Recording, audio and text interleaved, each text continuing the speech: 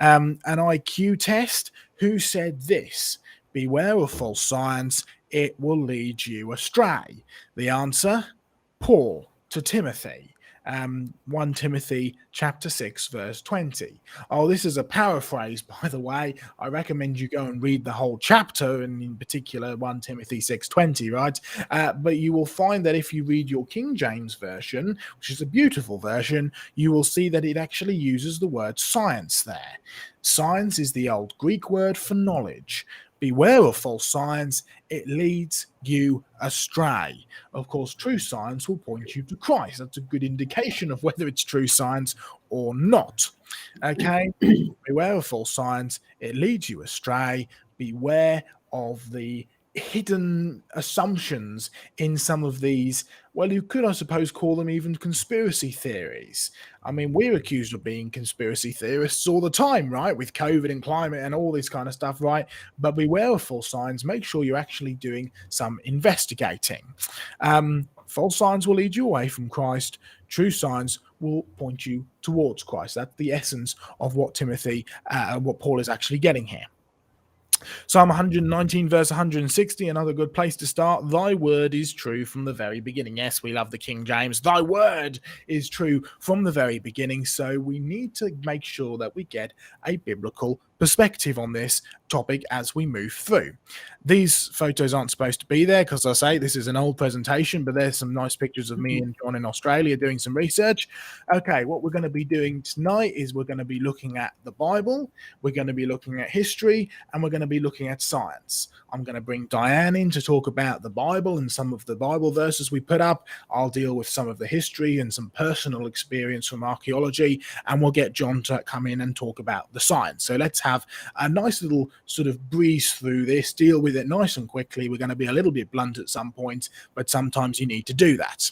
All right, Job chapter 26 verse 10. He drew a circular horizon on the face of the waters at the boundary of light and darkness. Now, Diane, I know you've written this article for the Q&A site. Can you tell me, as far as I understand, am I right in thinking that there's only one shape that you want the Earth to be in order to be able to draw a circular horizon on the face of the waters, creating a boundary of light and darkness? Is that right? Yes. If you shine a light on a spherical object, you will get a curved line between the light side and the dark side that's lit up. And that can only happen if you've actually got a sphere rather than a flat disc.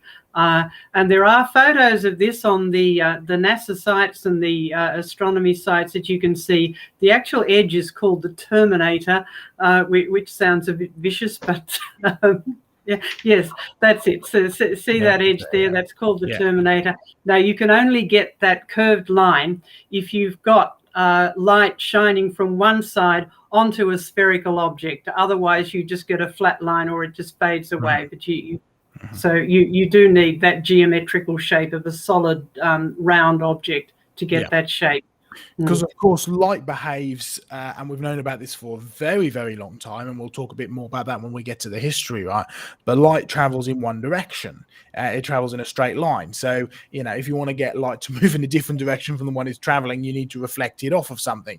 So the very fact that you've got this curve on this Earth shows, well, if light is straight and light travels in a straight line as we know it does, then you'd need to get a curved object. You'd need to have a curved sphere in order to get this curved line, in order to get this circular boundary, as Job calls it, dividing the light from the darkness. And there you can see the curvature of the Earth. It's one of the photos. In fact, you were talking about the very famous photo earlier, Diane, about the one taken from the moon, right? And you can see the atmosphere and the curvature of these Earths. Let's talk about this, and I'll get you to comment as well, Diane. Isaiah chapter 40 verse 22, he sits upon the circle of the Earth, because this is a verse which is used a lot amongst the Christian flat Earth proponents, believers, movement, whatever you want to call it, to say, oh, look, he says the word circle there, and circle clearly means flat. Circle indicates something that is flat. Well, I'm going to comment briefly, and then I'll ask you to comment, Diane, because I want to have a look at this word circle here, right?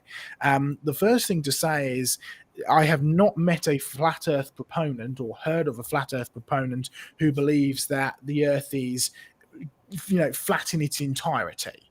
There's got to be something underneath it. It's not two-dimensional, it's three-dimensional. So even if the top is flat, they argue there has to be something underneath it. This is one of the examples that they use of sort of almost a cone-shaped object, right, with this sort of cylinder and almost underneath to kind of hold the Earth into place. So first of all, if you want to argue, well, the Bible says flat, well, a circle, if you just draw it on a paper, is a two-dimensional object. So you can't really use that as an argument, but we need to dig a little bit deeper into what this word circle actually means, because I hope most of you realize the Bible wasn't originally written in English, right? And sometimes you get a bad translation, or sometimes even a transliteration, which is no help to you at all to understanding what the word actually means.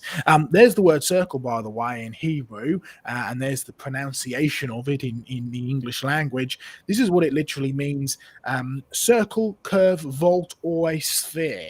It can also be used as a verb inferring roundness, just as you would describe, for instance, a ball, like a beach ball. You could use it as a verb describing what it is doing. It is in round, in its shape. It is describing roundness. He sits upon the circle of the earth. What you find in this phrase is there's no indication of a flat earth as flat earth proponents would believe it. It indicates a spherical round earth, and it fits perfectly with every modern observation of earth. And Diana